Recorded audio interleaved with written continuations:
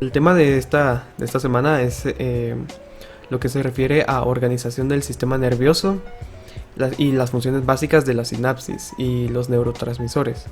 Cómo es que estos funcionan en el cuerpo humano y cómo es que estos pues logran producir la sinapsis, logran producir la comunicación entre las neuronas que a su vez funcionan para controlar todo el sistema, todo el cuerpo, todo el organismo. Funciona para controlar desde los músculos hasta los órganos endocrinos, también para lo que es el pensamiento, para todo tipo de acciones, todas las que son autónomas y las que son somáticas, ¿sí? Entonces, comenzando aquí, vamos a recordar que la neurona es la unidad funcional pues, del sistema nervioso. En este hay más de 100.000 neuronas y cada una pues independientemente de su tipo, ¿verdad? Puede ser monopolar, bipolar, unipolar, pseudo-unipolar. Estos son los tipos que hay, ¿verdad? Todos tienen como que las mismas estructuras básicas o mismos componentes, como puede ser el soma, que es como la parte del citoplasma donde está inmerso el núcleo. Tenemos las dendritas, que son como las prolongaciones como de recepción, ¿sí? Ahí van a entrar todas las señales. Y también tenemos las prolongaciones de salida, ¿sí? Que se van a llamar los axones. Estos pues a su vez pueden tener mielina o pueden no tener mielina, ¿sí? Esto se ve también en histología, que hay unas células que se llaman oligodendrocitos que producen mielina, y lo que hace es de que básicamente aumenta demasiado la conducción, ¿verdad? Ok, y vamos a ver que las señales de entrada, todas las que excitan o inhiben a la neurona, entran casi siempre por lo que son las dendritas o por el soma, por medio de terminales presinápticos. Estos terminales son básicamente terminaciones o extremos finales de los axones de otras neuronas. Entonces aquí hay una neurona y esta neurona pues está excitada. Y esta va a emitir una señal, ¿sí? Entra por acá por las dendritas y sale por medio del axón. Llega al axón y termina en terminales presinápticos, ¿sí? Presinápticos antes de sinapsis. Y estos terminales tocan el soma neuronal o las dendritas de otra neurona, la neurona posináptica. Entonces lo que pasa ahí es de que estos terminales descargan y tienen la facultad de ser tanto excitadores como inhibidores, ¿sí? Pero generalmente hay más excitadores que inhibidores. Y esto es importante pues porque hay una característica que se llama, que es como la conducción unidireccional o en sentido anterógrado, que significa que las señales van a ir de un lado a otro, ¿sí? Generalmente desde el soma y las dendritas hacia el axón. Así va a ser como el tipo de comunicación. Y esto ayuda para que las señales vayan en un sentido especial.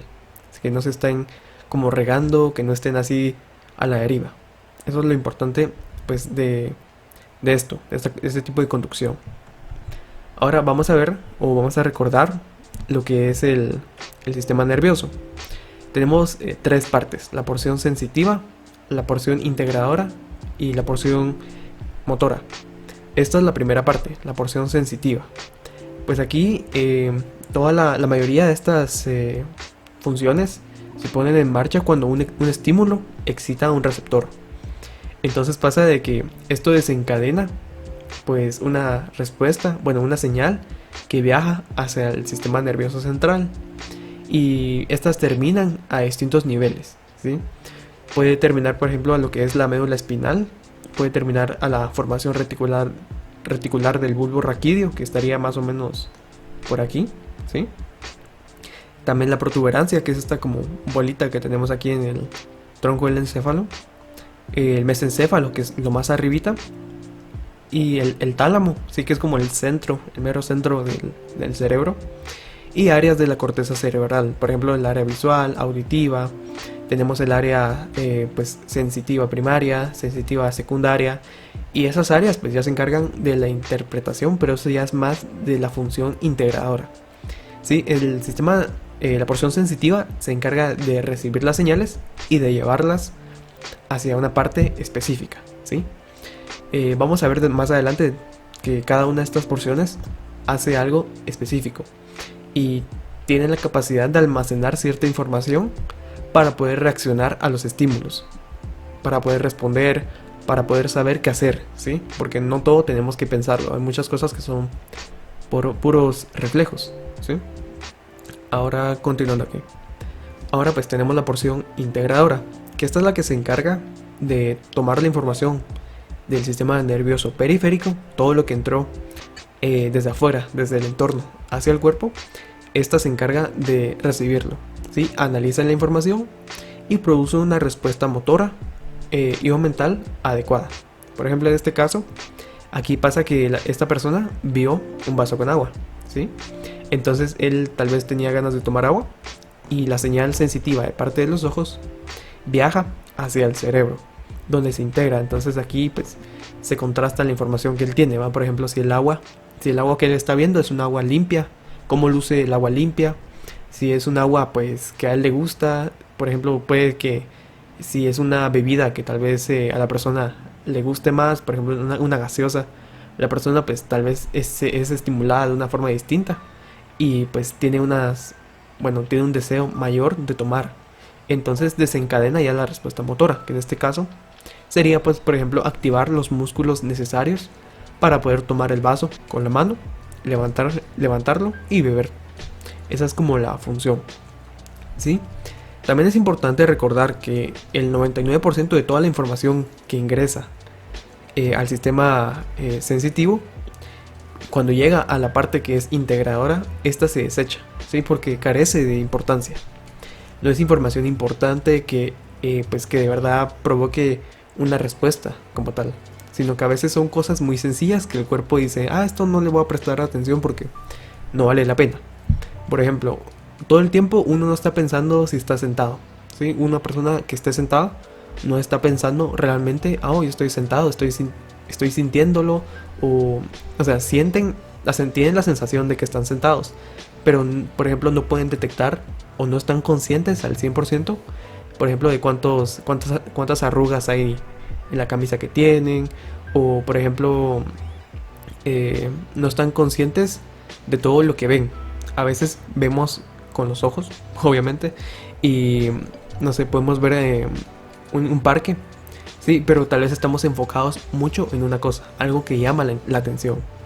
Entonces el cerebro básicamente se encarga de ver qué cosas son importantes y qué cosas no.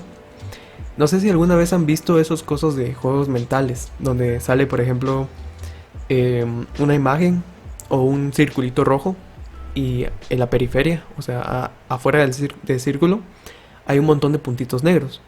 Y pasa que si uno se enfoca mucho en los puntitos que son en el punto rojo, se van perdiendo, o el cuerpo, el mismo cerebro va discriminando y va eliminando los puntos negros. Entonces pasa de que a veces cuando nosotros creemos que hay algo importante, eso se enfoca, entonces hay una mayor integración de señales, el cuerpo pues ya tiene como que más interés en algo y lo demás pues lo descarta, ¿sí? Porque realmente no es como importante que lo sepa.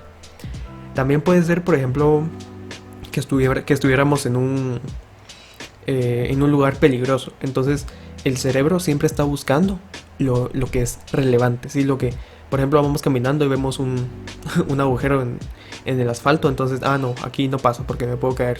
Entonces el cuerpo va integrando la información y ya después envía la información al sistema, a la porción motora, donde esta ya actúa. Entonces aquí tenemos la porción motora y esta ya se encarga de cumplir las funciones que el cuerpo quiere, ¿sí? Tenemos funciones que se llaman funciones motoras en los órganos y músculos efectores. Estos pues producen la contracción de los músculos esqueléticos, o sea, todo lo que es voluntario, ¿sí? La contracción de la musculatura lisa, de las vísceras, lo que es por ejemplo el esófago, el estómago, todos los intestinos se contraen y ellos se contraen de una forma involuntaria. Entonces la porción motora abarca tanto lo que es voluntario como lo que es motor, o lo que es autónomo, mejor dicho. Entonces también ahí viene siendo también lo que es la secreción de sustancias químicas por parte de glándulas, ¿sí? Por ejemplo, lo que es la saliva. Una persona nunca está pensando realmente en, yo tengo que producir saliva para comer. La persona únicamente produce saliva, porque realmente no lo está pensando. La persona no lo necesita en sí, pero el cuerpo detecta y al ver comida, por ejemplo, produce el estímulo de secreción de saliva. Todo eso ya es autónomo. Entonces todo esto es producto de la porción motora. Y bueno, toda esta porción motora, tenemos varios niveles que van a producirla, ¿sí? Tenemos la médula espinal, la formación reticular del bulbo raquídeo, la protuberancia del mesencéfalo, ¿sí? Básicamente todos los tejidos que vimos antes en la porción sensitiva. La mayoría tienen la capacidad de reaccionar ante un estímulo. Y muchos de los cuales pues tienen la capacidad incluso de dar una respuesta refleja. Aún así no esté actuando con todo el sistema. Sí, pero en un ratito vamos a ver cuál es la importancia de eso. ¿Sí? Cuál es la importancia de que todos los sistemas actúen a su vez para controlar las funciones. Bueno, aquí tenemos también el cerebelo y la corteza motora. Un ejemplo que les podemos colocar acá, por ejemplo, puede ser la médula espinal, ¿sí? En la médula espinal, aquí tenemos una fibra muscular. Aquí tenemos fibras motoras gamma y motoras alfa. Sí, hay unas que están más como, bueno, cuando veamos tal vez lo que son reflejos tendinosos, vamos a ver que hay distintos tipos de fibras. Hay distintos tipos de fascículos nerviosos que cada uno va a cumplir una función específica. Tenemos, por ejemplo acá, un uso muscular, ¿sí? Entonces aquí tenemos una fibra receptora del músculo estriado. Entonces aquí esta envía una señal, ¿sí? Puede ser por distensión, por el tono muscular que tiene una persona, ¿sí? Como una persona está contrayendo el músculo. Entonces esta señal nos está indicando algo y llega a la médula espinal y muchas veces desencadena algunas señales. Por ejemplo, la médula espinal tenemos reflejos de caminar o reflejos de parada. Si ustedes ven a animalitos, por ejemplo, a un perro, si se le corta, se le secciona, o bueno, se le hace un corte a este nivel más o menos del tallo cerebral, pasa de que el animalito tiene la capacidad incluso de hacer ciertas funciones, aunque él puede pensar, él puede hacer todo, pero muchas veces no tiene la capacidad de integrar o de realizar ciertas funciones que sí tendría si tuviera todo esto intacto. ¿Sí? Por ejemplo, cuando veamos también lo que va a ser vías motoras, vamos a ver que una señal de la corteza premotora o área motora primaria se envía a través de la médula espinal y esta ya desencadena una serie de movimientos. Pero ¿qué pasa? Si tenemos una sección acá o un corte, significa que está cortada la vía. Es como si tuviéramos un cable y lo cortáramos, entonces no pasa ninguna información por ahí. Entonces aquí es algo así, algo semejante. En este caso, por ejemplo, la médula espinal, si lo cortaran, esta todavía tiene la capacidad de cumplir acciones motoras, ¿sí? Por ejemplo, el control de la temperatura. Si una persona tiene parálisis o tiene lo que es está cuadripléjico, pues si mete la mano en agua caliente, la mano le va a empezar a ponerse, va a empezar a dilatar. ¿Por qué? Porque la sangre va a empezar a fluir mucho más para la mano y va a empezar a sacar calor, ¿sí? A intentar sacar calor por medio de su mano. Lo mismo, si la persona mete la mano en agua fría, pasa que la mano se le va a poner muy pálida, porque va a contraer los vasos sanguíneos. Entonces son reflejos, ¿sí? Esas son acciones motoras. La contracción, la dilatación de vasos sanguíneos son acciones motoras.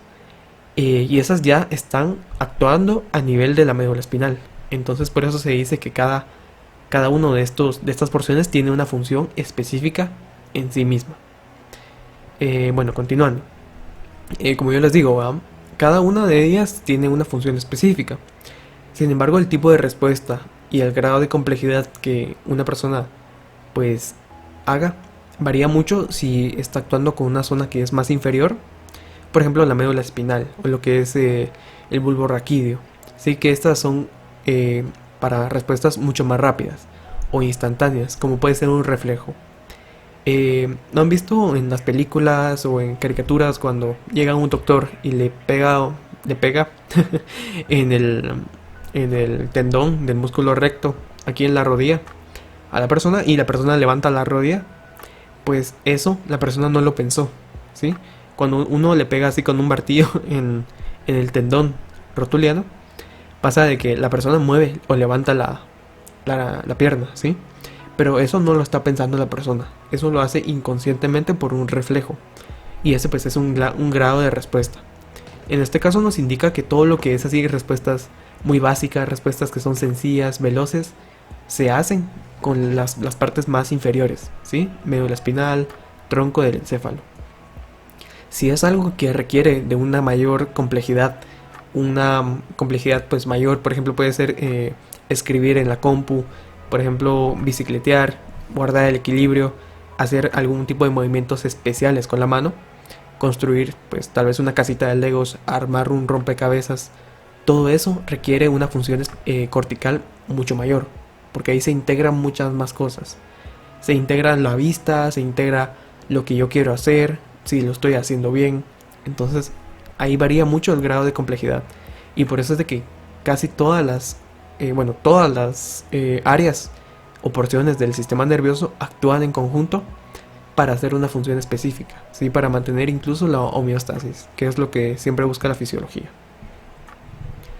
Ahora pues vamos a ver lo que es el almacenamiento de la información y la memoria. Pues como yo les dije, pues solo una pequeña parte de la información que ingresa al sistema nervioso provoca una respuesta motora inmediata. La mayoría de la información se almacena se almacena para acciones motoras futuras o para procesos de reflexión, ¿sí? De pensamiento. El lugar principal para el almacenamiento de la información es la corteza cerebral, ¿sí? Bueno, aquí no tengo imagen, pero la corteza cerebral básicamente es la capita o la sustancia gris, ¿sí? Todo lo que está en el cerebro, justamente esa capita gris o lo más exterior es la corteza. Entonces ahí es donde se almacena pues toda la información. Y dentro de esta corteza tenemos 6 capas. Y cada capa pues está enfocada a algo más específico. Por ejemplo, la capa número 4, ahí llegan todas las señales. Todas las señales que ustedes reciban llegan a la capa número 4. Hay capas que son, por ejemplo, que ya envían señales, capas que se encargan de llevar señales de un lado del cerebro a otro lado. Pero eso ya son procesos un poco más de reflexión. En este caso la memoria, lo que se refiere a la memoria como tal, es una secuencia o es una de las funciones de la sinapsis. Y esta sucede cuando una secuencia de neuronas adquieren una mayor capacidad para transmitir los impulsos en próximas ocasiones, ¿sí? Podría decirse que es como que se acostumbran a un tipo de señal. Esto se conoce como una facilitación. Algunas secuencias de neuronas emiten tantas señales, ¿sí? Que están profundamente facilitadas. Y estas señales muchas veces originan la transmisión de impulsos a través de esta secuencia. ¿Cómo les voy a explicar esto después con un ejemplo? Cuando se almacena un recuerdo, estos pasan a formar parte de los mecanismos que utiliza el cuerpo para la comparación con información nueva y para usarlas en un futuro. Por ejemplo, yo estoy pensando en lo que es una receta de cocina. Entonces, en mi mente, cuando yo pienso en eso, llegan a mi mente señales, por ejemplo, de si yo leí algo, si yo vi la receta, yo la leí, tal vez en mi área visual o en el lóbulo temporal se va almacenando la información, ¿sí? Entonces ahí pues yo me voy recordando y ahí eso se almacena en secuencias de neuronas, ¿sí? O en series, se puede decir.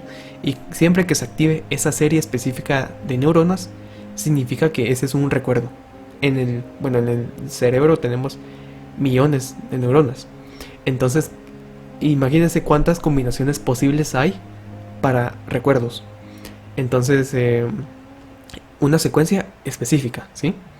Y cuando yo repito algo, por ejemplo, yo estoy estudiando el libro de fisiología y yo repito las palabras del libro, las leo una y otra vez. Esas palabras, al hacer tanta repetición, básicamente las neuronas transmiten mucho esa misma señal. Esa misma secuencia se va transmitiendo muchas veces. Y eso causa que se faciliten, ¿sí? Por eso hay gente que pues tiene la capacidad, o bueno, hay gente que recuerda mucho más una cosa que otra, pero es porque a veces lo han practicado muchas veces, ¿sí? Pasa que cuando más se practique algo, o las neuronas se facilitan, adquieren la capacidad o básicamente se acostumbran a ese tipo de señal. Se acostumbran a que esa secuencia de neuronas se estimule de una misma forma. Entonces, esta hace que pues que uno recuerde y que estimule realmente el pensamiento. Hay veces que realmente una persona no se recuerda de algo. Supónganse, los seres humanos tenemos la capacidad de recordarnos de ciertas cosas y a veces olvidamos otras, pero siempre como que están en la mente. Y a veces tenemos como esa sensación de querer o bueno, de recordar algo, pero no sabemos qué es. Pero a veces hay pequeñas cositas que nos llevan a eso, ¿sí? Pero es por la misma integración del cerebro. Por ejemplo, yo pienso en el color amarillo. Y este color amarillo me figura a mí, pues, qué sé yo, las matemáticas. Y las matemáticas me recuerdan a un problema de física. Y la física me recuerda a que vivo, no sé, en la Tierra. Y que después sobre las formas de los planetas. No sé, así la persona va relacionando las cosas. Y va recordando en su mente cosas que la persona ya vio. Cosas que en un momento ingresó a la memoria. Algo que era importante, relevante para uno. Entonces todo eso se almacena. No toda la información que entra al cuerpo humano se utiliza como tal, pero la más importante se guarda. Y eso es lo importante o lo maravilloso de la mente humana. Eh, ¿Alguien tiene alguna pregunta? No sé. ¿O continúo?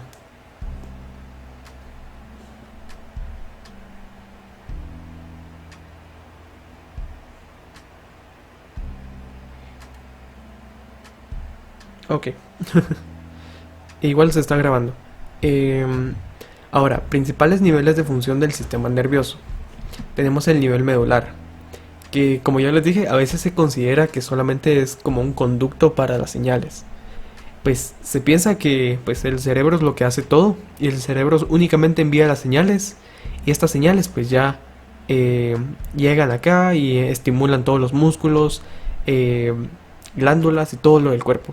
Pero esto realmente no es así, sino que la médula espinal es capaz de realizar movimientos o actividades motoras por sí misma. Por ejemplo, los reflejos de la marcha, movimientos de la marcha, reflejos para retirar una parte del organismo cuando hay un objeto doloroso, que se llama reflejo de retirada. Tenemos el reflejo para mover las piernas, ¿sí? O para equilibrar cuando nos podemos caer. A veces tenemos un reflejo de caída, que es como sentimos que perdemos el equilibrio y colocamos una pierna adelante de la otra para equilibrarnos, ¿sí? Todo eso lo hace la médula espinal. Tenemos también reflejos que controlan los vasos sanguíneos, ¿sí? Y los movimientos digestivos y la excreción urinaria. Todo eso cuando siempre que vamos al baño, pues eso ya no lo regula bueno, no lo controla el cerebro, sino que ya está controlado a nivel medular, ¿sí? Algo importante de aquí de la médula espinal es de que tal vez esta hace las funciones como tal. La corteza cerebral no tiene pues la capacidad de trabajar por sí misma, ¿sí? A veces la corteza lo único que hace es de que ordena, ¿sí? Este le delega acá y este ya hace todo, ¿sí? Es como un jefe. Aquí está el jefe y este es el empleado, ¿sí? Este es como el gerente. Entonces el jefe le dice algo al gerente y el gerente ya empieza a actuar y empieza a hacer todas las funciones que él ha ordenado, que le ordenaron, ¿sí? El gerente como tal, o sea, puede hacer funciones independientemente de lo que pasa acá, ¿sí? Pero no es como que todo lo que haga el jefe, o bueno, lo que diga el jefe se haga. No, bueno, todo lo que el jefe quiera, pues a veces él no tiene tal vez la capacidad de hacerlo, pero él lo delega, ¿sí? Entonces lo que está acá ya es lo que empieza a hacer todas las funciones. Ahora el nivel encefálico inferior o el subcortical. Pues aquí hablamos de lo que es el bulbo raquídeo, la protuberancia, el mesencéfalo, hipotálamo, tálamo, cerebelo, perdón, y ganglios basales. Entonces, volviendo acá. Bulbo, bulbo raquídeo. Tenemos la protuberancia, que es esta bolita que tenemos acá, ¿sí? El cerebelo, el hipotálamo, que estaría pues acá abajo, el tálamo, ¿sí? Estas son partes todavía son partes subcorticales del cerebro porque están debajo de la corteza, y también los ganglios basales que estarían por acá, ¿sí? Entonces cada uno de estos en sí tiene la capacidad de realizar funciones, o tiene la capacidad como de memoria, de integración y poder actuar. Por ejemplo, en la presión arterial y la respiración ya vimos que se regula por el centro neumotáxico y el centro vasomotor, justamente el bulbo raquídeo y la protuberancia. Aquí se regula, eso lo vimos en la primera clase, unos reflejos que tenemos, los reflejos por baroreceptores, los quimiorreceptores, pues aquí van a estar, ¿sí? Y esto actúa a nivel subcortical. Tenemos también el equilibrio, que ese ya se da por el cerebelo, la formación reticular del bulbo raquídeo, la protuberancia y el mesencéfalo, ¿sí? Esto es más que nada de memoria, ¿sí? Aquí no podemos inferir algunas cosas, pero realmente esto uno tiene que aprenderlo. También tenemos los reflejos de alimentación, ¿sí? Lo que es también la salivación, cuando vemos tal vez comida. Todo esto también se puede dar por el bulbo raquídeo, la protuberancia, el mesencéfalo, la amígdala y el hipotálamo, ¿sí?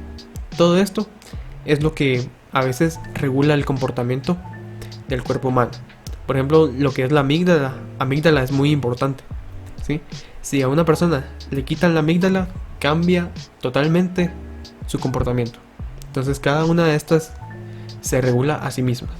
Y también vamos a ver cuando veamos más adelantito lo que son los neurotransmisores, que cuando uno de estos falla o cuando no tenemos un déficit de uno de ellos, pasa de que algunos de estos órganos no pueden actuar o no pueden regular las funciones de otros. Entonces pasa que se altera mucho el actuar de la persona, motor, emocionalmente, todo eso cambia, ¿sí? Y bueno, esto se sabe, aquí se ha hecho siempre en fisiología, en la medicina. Lo que hacen es de que a veces a los animales les cortan ciertas partes, ¿sí? Por ejemplo, a un perro puede que le quiten, o bueno, que le hagan una sección en la médula espinal, puede que experimenten tal vez con su cerebro, ¿sí? Como el sistema nervioso no tiene, a pesar de que es nervioso, aquí no hay, pues, ¿cómo se dice? Receptores, ¿sí?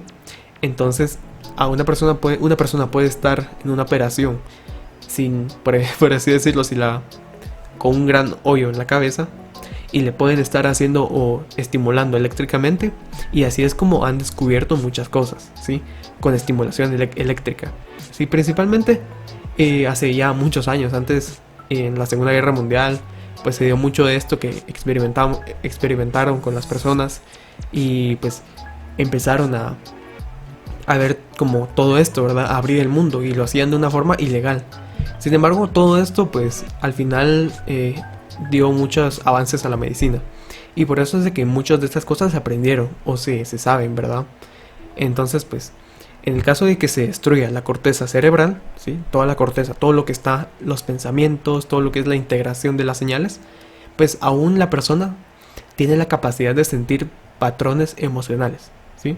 Puedes sentir la ira, puedes sentir la excitación y respuestas sexuales, así como el dolor y placer. Todavía tiene la capacidad de sentir cierto grado, ¿sí? A veces no entiende, quizá, tal vez no pueda entender quizá la complejidad de algunos eventos, pero puede sentirlos. Pues aquí, otra cosa que añadir es de que en un inicio, los seres cuando evolucionaron eran básicamente médula espinal, ¿sí? Era lo inicial. Después el cuerpo, conforme fue evolucionando, fue metiendo o mejorando. Entonces se formó lo que es la subcortical o el paleocórtex, o sea, todo lo viejo, paleo, antiguo. Y cuando un ser ya evoluciona mucho más, se forma el nivel encefálico superior. En este caso tenemos la corteza, ¿sí?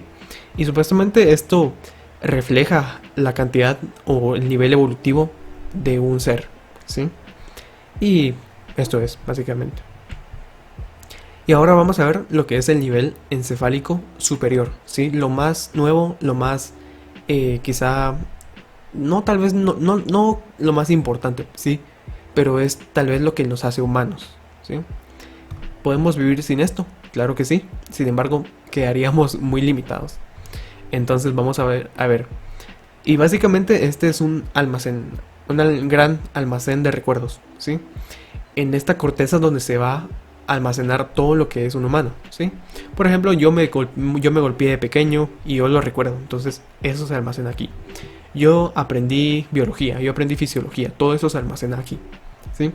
Y este se encarga de comparar esta información con la almacenada, con, bueno, la nueva información, todo lo que aprendí yo nuevamente, con lo que, con lo que ya sabía, ¿sí? Y esto le da un nuevo sentido a todo el entorno, a todo lo que conocemos. Es importante indicar que esta corteza como tal no actúa sola, ¿sí? Nunca funciona solita. Ella pues no tiene la capacidad de hacer ciertas funciones solitas, sino que actúa siempre en asociación a otros centros, en asociación a otras partes del cuerpo.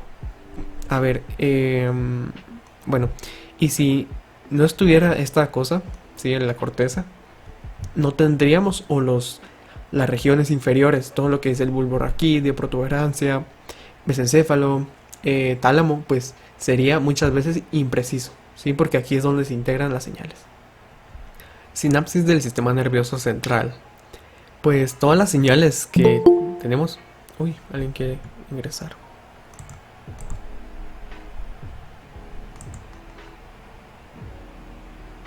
Ok. Igual todo lo que ya hablamos está grabado y lo voy a subir al Drive para que ustedes lo tengan ahí. Y bueno, continuando. Tenemos la sinapsis del sistema nervioso central. Como vimos en la clase pasada y en la primera clase, todo esto es resultado de los potenciales de acción, ¿sí? Desde una neurona a otra, ¿sí? Siempre hay un potencial que se transfiere a otra neurona comunicándolas. En este caso, tenemos funciones sinápticas, como puede ser la transmisión de un impulso que puede ser bloqueado. Este puede también convertirse en una cadena repetitiva a partir de un único impulso, lo que se conoce como un circuito reverberante. También tenemos, podemos originar patrones intricados de neuronas sucesivas. Sí, eso ya es como para también la realización de movimientos o la formación de un pensamiento. Recordando lo que es la memoria. La memoria pues es una secuencia de neuronas o la transmisión de un impulso a través de una secuencia de neuronas. Entonces, lo mismo podría pasar cuando una persona pues quiera hacer un movimiento. Yo envío la señal de que quiero levantar la mano, llega la señal a la médula espinal y en la médula espinal se desencadena una secuencia de neuronas que al final van a actuar en mis músculos. Van a producir que yo levante los músculos o contraiga el músculo hacia un lado que yo desee, inhibiendo o evitando que otros músculos se activen, ¿sí? Y eviten este movimiento. Pues se puede bloquear, ¿sí? A veces todas las sinapsis, bueno, no, no todas las sinapsis son excitadoras, lo que significa que no todas van a producir que una neurona se excite, sino a veces pueden ser inhibidoras. Y también hay unas que pues van a seguir actuando o van a ser con una secuencia repetitiva, ¿sí?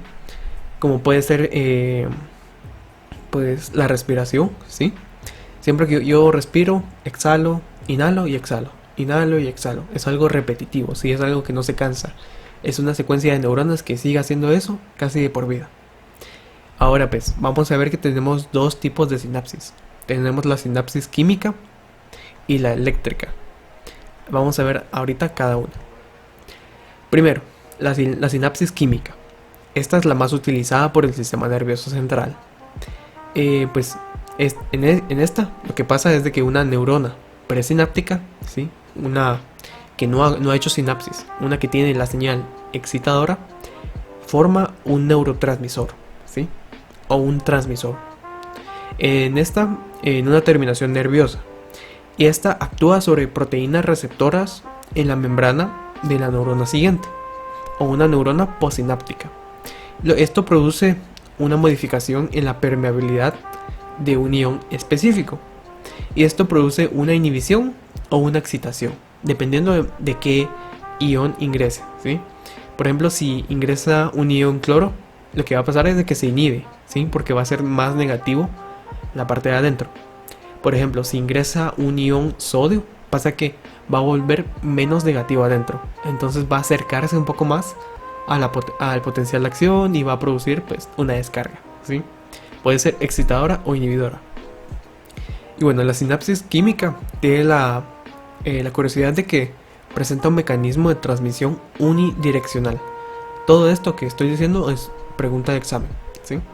¿Qué tipo de sinapsis realiza transmisión unidireccional? Sinapsis química, ¿sí? Entonces, en este caso, la transmisión unidireccional permite únicamente de que la neurona, pues una neurona presináptica envíe un impulso a una neurona postsináptica. Y esta, pues a su vez, envíe un impulso hacia otra neurona y el estímulo vaya únicamente en un lado. Y esto es importante pues para objetivos específicos. Por ejemplo, lo que es el control o la función de la sensibilidad. Porque yo siento pues que me estoy puyando con una aguja. Entonces el estímulo llega a mi cerebro y dice, bueno, quita la mano de la aguja, ¿sí? Para que me deje de lastimar. El control motor, ¿sí? Todo lo que es, por ejemplo, el control de los nervios vagos, el control de los nervios frénicos, lo que es el corazón. A veces pues hay impulsos que llegan hacia el corazón directamente porque necesitamos más gasto cardíaco, entonces el corazón late mucha más fuerza, ¿sí? También a los pulmones para que estos respiren con una mayor velocidad, para la memoria también, porque es necesario que se active una secuencia específica, ¿sí? Entonces eso es importante de la sinapsis química. Y bueno, hay un montón de neurotransmisores conocidos. Tenemos la acetilcolina, noradrenalina, adrenalina, histamina, ácido gamma aminobutírico, que se conoce como el GABA, la glicina, serotonina y glutamato. Todos estos se van a encontrar a distinto nivel del sistema nervioso. No todos van a estar presentes en lo mismo. Por ejemplo, en los músculos vamos a tener la acetilcolina, ¿sí? La noradrenalina vamos a tenerla específicamente en el sistema nervioso simpático. Adrenalina también. Histamina, tal vez en tejidos que puedan necesitar de que respondan mucho a lo que es una alergia. El ácido gamma aminobutírico, o el GABA, más conocido, pues este va a actuar tal vez en lo que es la inhibición, porque este es inhibidor, ¿sí? Algunos de estos pues pueden producir distinta reacción dentro, ¿sí? La sinapsis química, como yo ya les dije, no siempre es inhibidora, también puede ser, excitadora, puede ser inhibidora también, ¿sí? Generalmente es una combinación de ambas. A ver, tenemos la glicina, que pues ya va a estar en algunas funciones por ahí. Serotonina, que va a ser tal vez para lo que es el control del sueño, el control del estado de ánimo. Y el glutamato, que siempre pues puede ser excitador, y este se va a encontrar principalmente en lo que es la transmisión del dolor, ¿sí? Cuando una persona se pincha o algo, libera pues glutamato, que es el que va a enviarse para la transmisión. Vamos a ver acá. Ahora la sinapsis eléctrica. Permítanme, vamos a regresar acá. Bueno, aquí está. Esto es el terminal presináptico, ¿sí? Es la terminación de una fibra, la terminación de un axón. Esta es una pequeña parte, es la parte más pequeña que uno se imagine. Entonces, dentro de aquí vamos a tener vesículas sinápticas. Y estas vesículas van a estar cargadas con un neurotransmisor. Entonces pasa de que en este caso, pues, aquí tenemos el terminal postsináptico, que es básicamente la membrana de la neurona postsináptica. Entonces, pasa de que esta neurona que está aquí fue excitada, aumentó su potencial de acción, ¿sí? Se excitó. metió mucho sodio, sacó potasio, aquí se puso positivo adentro, se hizo negativo afuera, entonces invirtió su polaridad. Entonces eso causa de que se activen un montón de canales, y entre estos canales se va a activar el canal de calcio, lo cual va a producir que ingrese el ion calcio. Este ingresa aquí y básicamente este va a potenciar o va a producir la liberación del neurotransmisor. Entonces estos van a liberarse a este lugar que se llama la hendidura sináptica, y aquí van a lo quité. Y aquí van a actuar, ¿sí?, en los receptores, en las proteínas receptoras de la membrana de la neurona que está siendo excitada. Y si estos estímulos a su vez pueden desencadenar la activación de nuevos canales, pueden desencadenar pues lo que es tal vez la transmisión genética, la traducción genética, pueden desencadenar un montón de funciones, ¿sí? Y esto a su vez, esto sucede en décimas de segundo, ¿sí? Milésimas, bueno, centésimas tal vez. Son periodos demasiado pequeños que no nos damos cuenta. A ver, continuando acá. Ahora vamos a ver lo que es la sinapsis eléctrica. Esta es la más rápida, ¿sí? Tenemos la química y la eléctrica. La eléctrica es la menos común, ¿sí? Esta es la que menos hay. En esta, pues, también es la más rápida, ya les dije eso. Y básicamente aquí, lo que pasa es de que las células están conectadas, ¿sí?, por uniones comunicantes. Aquí tenemos conexina, ¿sí? Conectan el citoplasma de una neurona presináptica con el citoplasma de una neurona postsináptica.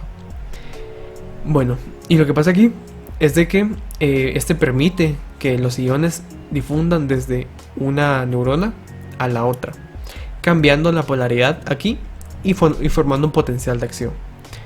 En este caso, ya que están conectados, pues presentan un mecanismo de transmisión bidireccional. Este ya es diferente, ¿sí? Entonces supónganse que hay una neurona que está... ¿Qué hice? Hay tres neuronas. Hay una que está en medio, y una que está del lado izquierdo, y una que está del lado derecho. Si por alguna razón se estimula la que está en medio, va a estimular a ambas. Va a estimular a todas las que tiene al lado, ¿sí? O lo mismo, si se inhibe esta neurona, va a inhibir a las neuronas que tiene al lado. Entonces, en este caso, pues es importante para la coordinación de grandes grupos de neuronas, ¿sí? En la pasada era importante por la especificidad que tiene, la dirección que tiene, hacia dónde se dirige la señal. En este caso, esta es más importante para que la señal esté por igual en la mayoría de neuronas, si se quiere crear algo. Por ejemplo, es importante esta sinapsis para lo que es la contracción de fibras musculares lisas y las cardíacas. En el caso del músculo cardíaco, las fibras cardíacas están conectadas por este mismo método, ¿sí? Tenemos aquí canales o uniones de hendidura. Entonces pasa aquí que si una fibra muscular se despolariza o desencadena un potencial de acción, una transmisión, pasa que esta se va a contraer. Entonces la mayoría o todas las células van a empezar a hacer esto, van a empezar a compartir los iones, y se va a contraer el músculo de una forma mucho más uniforme, ¿sí? Por eso es de que el corazón es importante, para que el corazón se contraiga de una forma uniforme y no únicamente se contraiga, por ejemplo, una fibra, después otra, porque así no lograría nada el corazón. Y también lo mismo que el intestino, por ejemplo. Por eso se contrae todo de una manera uniforme, y eso es importante en la sinapsis eléctrica. Por lo mismo que el corazón tiene sinapsis eléctrica, es posible que le hagan un electrocardiograma. ¿Por qué? Porque el corazón, pues, al tirar energía, pues con esa energía, pues, o esa electricidad es capaz de medirse por lo que es por esos botoncitos que le colocan a uno. Pues ahí miden la electricidad del corazón, y ya se puede utilizar para algo más clínico, para un diagnóstico. Y pues esa es la importancia, pues, que más importante quizá, pero ya sería algo clínico. Ahora continuando aquí. Ok, continuando con la anatomía fisiológica. Ahora vamos a ver ya un poco más la fisiología de cómo es que esto ocurre. Ya entendimos un poco más de la teoría, vimos lo más sencillo, Ahora vamos a ver quizás lo más complicado de cómo ocurre una sinapsis. Bueno, en la siguiente imagen, en esta imagen de acá, tenemos a una neurona. ¿Sí? En el libro menciona un tipo de neurona específica. Sin embargo, yo considero que no es importante pues el tipo de neurona, porque pues tal vez no la han escuchado, no saben qué es esa neurona, dónde está. Entonces, primero entendamos cómo es que esta funciona y luego vamos a ver dónde se encuentra y vamos a entender un poco más para qué sirve. Bueno, aquí está la neurona y aquí tenemos pues el soma. Estas que están acá son las dendritas, ¿sí? Las prolongaciones donde van a tener la recepción, y tenemos el axón, ¿sí? Aquí van a entrar las señales y aquí salen las señales. Ok, sobre las dendritas y sobre lo que es el soma, van a ver un montón de terminales presinápticos, ¿sí? O botones sinápticos. Estos terminales, ya les dije que son las terminaciones de las neuronas, ¿sí?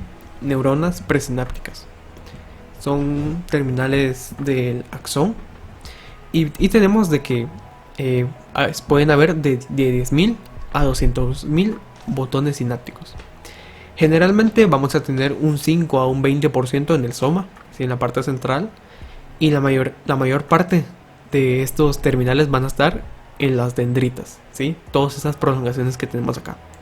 Un 80 a un 95%.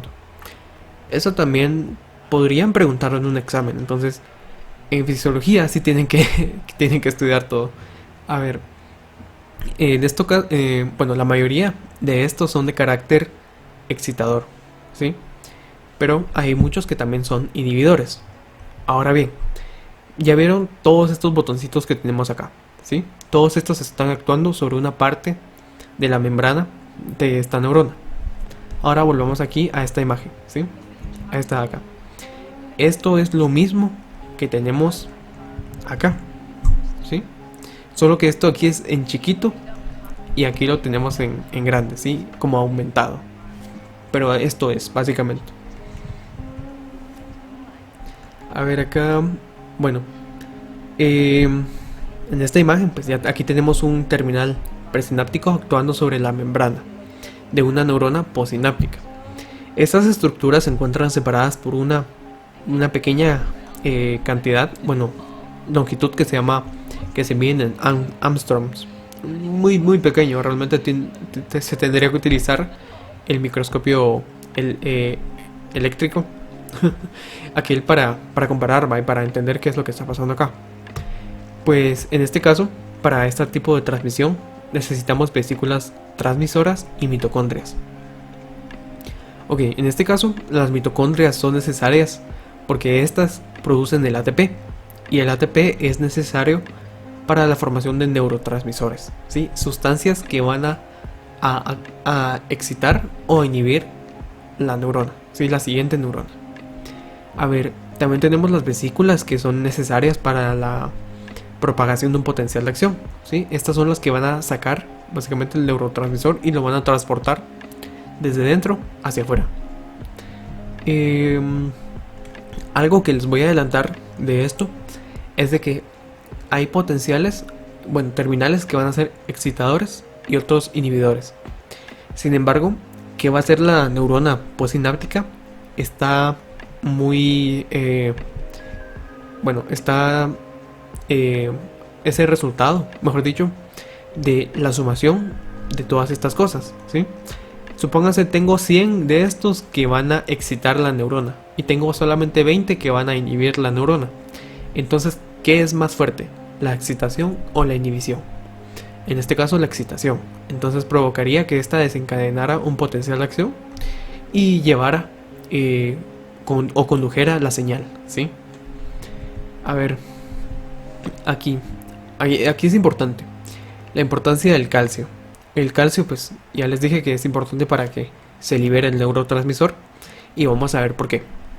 Se cree que cuando un potencial de acción llega a la membrana y despolariza esta membrana, los canales de calcio se abren y estos permiten que estos ingresen. Llegan aquí al citosol y se cree, o sea, no se sabe con certeza, pero se cree que lo que pasa es de que estos llegan y se conectan a proteínas en puntos de liberación. Y estos provocan que se abran estos puntos de liberación y saquen las vesículas, ¿sí? Liberen la sustancia transmisora. Entonces se cree que la cantidad de calcio que ingresa es directamente proporcional a la cantidad de calcio que, pues, que ingresa, ¿sí? Entonces, bueno, tenemos también la cantidad de calcio, bueno, la cantidad de neurotransmisor. Este se tiene que formar, ¿sí? Se tiene que formar dentro aquí, pero la neurona tiene una capacidad para formarla, ¿sí? No es que siempre tenga disponible al 100%. Entonces tiene neurotransmisor necesario para lo que es un par de cientos de veces o incluso miles, como pueden ser 10.000 potenciales de acción seguidos. Al final, casi al final de la clase vamos a ver por cuál es la importancia de esto también. Esto es importante también para que el sistema nervioso pues tenga una seguridad, ¿sí? Que no se fatigue totalmente o que no esté como haciendo funciones a lo loco. Ahora pues, función de las proteínas receptoras y acción de la sustancia transmisora. Ahí. Ok, en la membrana de la neurona postsináptica, ¿sí? En la membrana de la neurona que se va a excitar, tenemos una gran variedad de proteínas. Estas son proteínas especializadas que reconocen las sustancias transmisoras, ¿sí? Puede ser un neuropéptido o un neurotransmisor. Hay dos. Bueno, estas poseen un componente de unión, que es el que está afuera, ¿sí? Afuera de la membrana. Y tenemos un componente intracelular, que atraviesa la membrana hacia el interior de la célula. Bueno, tenemos varios tipos, ¿verdad? Tenemos los tipos de canales iónicos, que van a ser los ionotrópicos, así se les va a llamar. Y tenemos los receptores metabotrópicos. Ahorita vamos a entender cada uno. Ok, los receptores ionotrópicos. Estos son los que activan canales iónicos. Sí, lo más básico, lo más rápido que tenemos. Estos van a ser muy rápidos. Estos permiten el paso de iones a través de una membrana, ¿sí? Que cuando diga que es a través de la membrana, no solamente es de ingreso, sino también permiten la salida, ¿sí? Por ejemplo, si aquí hay una gran cantidad de potasio y yo lo abro, este va a salir, ¿sí? En cambio, si hay un canal de sodio y yo abro el canal de sodio, el sodio que está aquí afuera va a ingresar, ¿sí? Porque tiene una concentración de un lado de la membrana y una concentración del otro lado. Y al final, dependiendo de qué canal abra, va a dar una respuesta. A ver, tenemos los canales catiónicos, ¿sí? Esos son los primeros canales. Tenemos los receptores ionotrópicos, ¿sí? Y estos se dividen en dos, catiónicos y aniónicos. Los catiónicos, sí, catión es la clase más frecuente. Estos están revestidos de cargas negativas. Quiere decir que aquí hay un montón de partes negativas o una señal negativa, ¿sí? A pesar de que dentro de la membrana es de la membrana negativa y aquí afuera pues puede ser bueno, se dice que es cero, pero pues tiene una carga también, es más positiva que lo que está adentro. Entonces aquí, ¿qué pasa acá? Que al ser negativo, ¿sí? Todo lo negativo atrae cargas positivas. Es como, ¿han visto un imán? Los imanes tienen partes, ¿va? Si a veces intentan colocar a un imán y esos se repelen, pasa que es por qué lado lo están tomando, porque tiene una parte pues positiva y una parte negativa. Algo así pasa acá. Si es un imán, ¿sí? Funciona así. Aquí tengo la parte negativa y aquí afuera está en la parte positiva. Entonces, ¿qué cosas tienen carga positiva? Los iones sodio, ¿sí? Porque es Na+. Tenemos potasio, también K+, calcio, Ca+. Todos esos son positivos. Entonces se ven atraídos por esto, ¿sí? Por los canales catiónicos. Principalmente los canales catiónicos pues van a dejar pasar sodio. Aunque también pueden, si se abren mucho, dejar pasar potasio y calcio. Y lo importante de esto es de que no dejan pasar iones cloruro. ¿Por qué? Porque los cloro tienen carga negativa, ¿sí? Entonces cuando ellos llegan acá, aquí hay una parte negativa, es como que no se llevan bien, ¿sí? Es como cuando hay personas que tienen la misma personalidad y no se llevan bien, porque tal vez chocan, ¿sí? Eso es lo mismo que pasa acá. En la química, pues, es tan bonita que incluso hay en las personas y está tan en lugares tan pequeños como puede ser la membrana. Entonces, aquí está. Tenemos la membrana. Si fuera positivo, pues podría ingresar. Pero en este caso, este canal tiene carga negativa. Entonces solo ingresa potasio, calcio y sodio, ¿sí? Canales catiónicos. No deja pasar iones cloro debido a la carga negativa. Ok, y cuando hay un neurotransmisor, que este neurotransmisor llega aquí y activa estos canales, entonces se dice que es un neurotransmisor excitador. ¿Por qué? Porque provoca que estos canales se abran. Y si estos canales se abren, pasa que el ion sodio, recordando la clase anterior, el ion sodio es positivo, ingresa acá, en el interior es negativo y va a provocar que la membrana, bueno, que el interior de la célula cambie, ¿sí? Que pase de un estado negativo a un estado positivo. Y eso va a desencadenar un potencial de acción, ¿sí? Va a desencadenar la transmisión o la comunicación de una neurona con otra. Entonces aquí tenemos pues lo que pasa con un canal catiónico es activado, ¿sí? Por un transmisor excitador. Ahora bien, tenemos los canales aniónicos. Estos son lo opuesto, ¿sí? En este caso, pues estos permiten la entrada de iones cloro, ¿sí? Y son de dimensiones muy pequeñas, ¿sí? Son más chiquitos, son mucho más estrechos. Tienen la parte de acá, ¿sí? Mucho más pequeña. Entonces pasa de que los canales cloro entran, pero son tan pequeños que lo que es sodio, potasio, calcio son muy grandes, entonces no pueden pasar, no les permite ingresar a la membrana, digo a la célula o salir de la célula, ¿sí? Depende de qué es lo que se quiera hacer. Bueno, en este caso, si se abre afuera, recordando la primera clase, recordando los valores que tenemos, ¿sí? Tanto dentro como fuera de la célula, afuera tenemos una gran cantidad de cloro, y cloro es negativo, ¿sí? Cuando hay un transmisor, este transmisor llega y activa estos canales, provoca que la gran cantidad de cloro que está acá difunda, ingrese a la membrana, porque acá hay poco, ¿sí? Es el principio de la difusión. En este caso sería difusión facilitada, ¿sí? Atraviesa un canal a favor de un gradiente. Entonces, al ingresar acá, ya provoca que el interior de esta membrana o el interior de la fibra sea negativo. Entonces, ¿qué pasa que es negativo? Supónganse, en un inicio puede estar a un valor de menos 90, como vimos en la clase pasada, y puede que en este caso, al ingresar un valor más negativo, ¿sí? ¿Se acuerdan del potencial de Nernst? O la ecuación de Nernst, que es básicamente qué tan permeable es un ion, determina cuál es la carga o cuál es la contribución de este ion al potencial de la membrana. Entonces, en este caso, al ingresar el cloro, provoca que la neurona se inhiba. ¿Y cómo se inhibe? Hay demasiado aquí cloro. Entonces, esta neurona tiene que recibir una gran cantidad de estimulación excitadora, ¿sí? Tiene que aumentar mucho lo positivo acá, ¿sí? En el interior tiene que cambiar o revertir. Es mucho más difícil cambiar eso, por lo que se dice que está inhibida, ¿sí? Es como que aquí ya no la toquen porque realmente está complicado, ¿sí? Es como... puede ser como con un papá, ¿sí? Puede que el papá, uno quiera ir a una fiesta, algo así, y uno va a molestar al papá que quiere ir y al final se enoja. Entonces pasa que, pues en este caso estaría inhibido, ¿sí? Que tiene uno que hacer un gran esfuerzo realmente para cambiar de este estado negativo, ¿sí? Para volver a algo positivo. Entonces, continuando acá.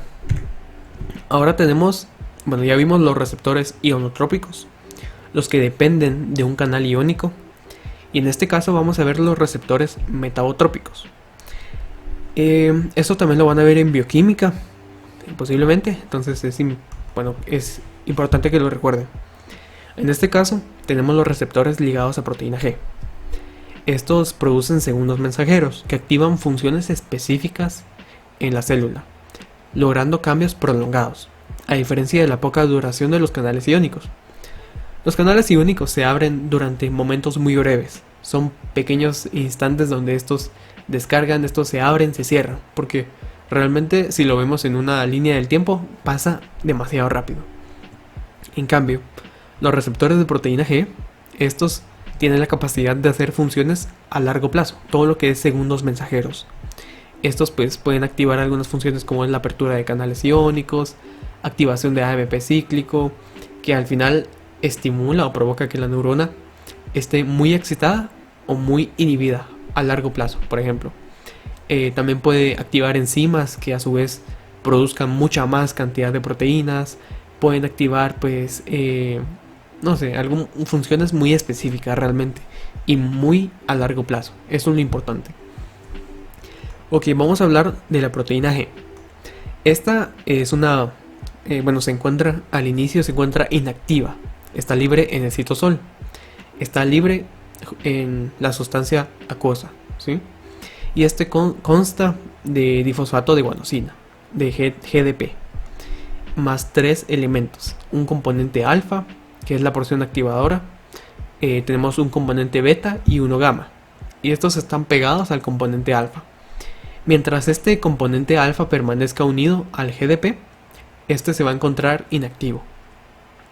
Y cuando un neurotransmisor activa el receptor, este experimenta un cambio conformacional que permite la unión de la proteína G, ¿sí? Ahorita tengo una imagen para volverlo a explicar un poco más sencillo. Ok, y esta proteína G luego provoca que se una el GTP y reemplace al GDP. Entonces la subunidad alfa se libera, ¿sí? Entonces básicamente la subunidad alfa es la que después empieza a hacer un montón de cambios, ¿sí? Como los que ya vimos, la apertura de canales iónicos específicos para algo especial, activación de AMP y GMP cíclico. Por ejemplo, estos son importantes para regular el metabolismo de todo el cuerpo. Todo lo que es glucagón, sí, que es lo contrario a lo que es la insulina, actúa con este tipo de receptores. Tenemos también la activación de enzimas intracelulares, ¿sí? Estas van a fosforilar, van a quitar fosfato a ciertas cosas también. Tenemos la activación de transmisión genética, que eso ya es lo más importante y lo más esencial a largo plazo, porque es lo que permite que una neurona pues realmente tenga un cambio, ¿sí? Y esto también es importante para lo que es la memoria. Por ejemplo, si queremos facilitar a una neurona, es importante que tengamos muchos más receptores en la membrana para lo que es positivo. Entonces vamos a tener una mayor excitación y vamos a ser mucho más fáciles para recordar. Esos ya mecanismos a largo plazo. Bueno, aquí tenemos la imagen. Va. En un inicio tenemos aquí la proteína receptora, ¿sí? Vayan conmigo, vamos lento. Proteína receptora en la membrana. Después llega aquí la sustancia transmisora. Una sustancia puede ser una sustancia excitadora o inhibidora, ¿sí? En este caso, pues, si hace algo específico, como por ejemplo abrir canales para la excitación, pues sería excitadora. También puede pasar de que la sustancia esta provoque que la proteína G abra canales de cloro, entonces puede que también inhiba la célula. En este caso, esta llega acá y se posa justamente en la proteína receptora. Entonces la proteína receptora cambia su conformación. Básicamente es como que le abre la puerta y aquí hay un espacio que ahora está habilitado y llega la proteína G, ¿sí? Y viene acá pegada al GDP, guanosina difosfato, y este llega y se pega acá. Entonces pasa que la proteína G con su componente alfa, beta y gamma se pega y posteriormente llega al GTP y reemplaza al GDP. Entonces aquí la única diferencia es un fosfato y este fosfato provoca que al final se quite la parte o la subunidad alfa. Esta subunidad alfa llega aquí y ya hace las funciones que ella considere o que ya están pues diseñadas, ¿verdad? puede abrir un canal, ¿sí? Puede producir la despolarización o sobrepolarización de una membrana. Puede activar enzimas, ¿sí? Para, no sé, procesos específicos, produciendo AMP o GMP.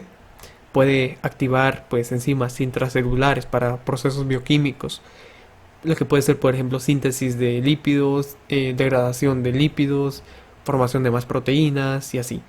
También activa la transcripción genética, que es la función más importante de todo esto, ¿sí? Y esto lo van a volver a ver cuando vean hormonas, en el último módulo. Ok, tenemos la proteína G. Ahora, ¿cómo es que esta se inactiva nuevamente? La proteína G está así, libre. ¿Sí? Tenemos la subunidad alfa unido al GTP. Pasa que este GTP se hidroliza, entonces libera un fosfato. Y este vuelve a cambiarse a GDP. Y el GDP llega acá e inactiva los sistemas de segundos mensajeros.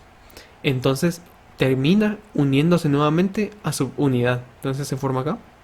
Y vuelve a llamarse pues proteína G inactiva. Porque ya se conecta nuevamente a la parte B, a subunidad B y a la subunidad gamma. Y ahí es como ya pues está pues regulada e inactiva. Y así es como funciona esto. No sé si comprendieron eso, si no pues me avisan, me paran o algo y lo vuelvo a repetir. Ok, mientras continuamos. Tenemos ahora los receptores excitadores o inhibidores en la membrana postsináptica. Tras la activación de algunos receptores postsinápticos, se provoca la excitación de la neurona postsináptica y otros su inhibición. ¿Sí? Hay, como yo les dije, terminales que excitan la neurona y terminales que la inhiben. Y la importancia de esto es de que aporta una dimensión o una función que permite tanto limitar la acción, ¿sí? Evitar que un proceso se siga gestando o estimular un proceso, ¿sí? Por ejemplo, si yo no quiero pensar en el examen, yo no pienso en el examen porque yo no quiero, ¿sí? Pero si yo me doy la tarea de que quiero estar pensando en mi examen, entonces mi mente pues se va a activar y va a activar secuencias específicas que van a dar origen a la memoria y voy a empezar a recordar todo lo que estudié, todo lo que leí y así es como funciona, ¿sí? Entonces esa es la importancia de que hay cosas que uno no necesita, entonces se inhiben, y cosas que uno necesita, entonces se activa. Y esto pues no siempre es a voluntad, hay cosas que son involuntarias, entonces pues, pero eso es importante para el control global de todo el organismo. Ahora pues, vamos a ver qué cosas provocan la excitación de una neurona. Tenemos 3 cosas que provocan la excitación y 3 cosas que provocan la inhibición. En este caso, excitación, como vimos en los potenciales de acción, todo lo que provoque la apertura de los canales de sodio, todo lo que provoque el ingreso de sodio dentro de la célula, va a desencadenar un potencial de acción y va a producir una excitación, ¿sí? En este caso pasa de que este sodio que ingresa tiene cargas positivas y eleva el potencial de la membrana en un sentido positivo, hace menos negativo, ¿sí? la parte dentro de la membrana. Si en un inicio teníamos aquí menos 90 en el estado de reposo, este va a disminuir porque le estamos metiendo cargas positivas. Lo mismo que yo les decía, en un inicio, en comparación, yo puedo ser pues puedo tener menos carga o menos dinero, como vimos en la clase pasada. Pero ¿qué pasa? De que tal vez si estos ingresan, esto es positivo para mí, entonces en el interior me hace a mí menos pobre, ¿sí? Va a haber más carga, a pesar de que sigue siendo negativa, va a estar más positiva que antes que esta ingresara. Entonces este eleva el umbral, y al elevar el umbral está mucho más cerca de desencadenar un potencial y hacer todo ese proceso de que vuelva a invertir la polaridad y genera una comunicación, ¿sí? En este caso, la apertura de canales favorece a la excitación. Tenemos también la depresión de la conducción mediante los canales de cloro, ¿sí? O de potasio. ¿Qué pasa acá? Ahora vamos a verlo desde el punto de vista del cloro y potasio. El cloro como ya dije, tiene la tendencia a ingresar, ¿sí? Hay una gran cantidad afuera de la membrana y hay una pequeña cantidad dentro. Entonces el cloro tiende a meterse y siempre que ingresa pasa de que el cloro hace menos, bueno, hace más negativa la membrana.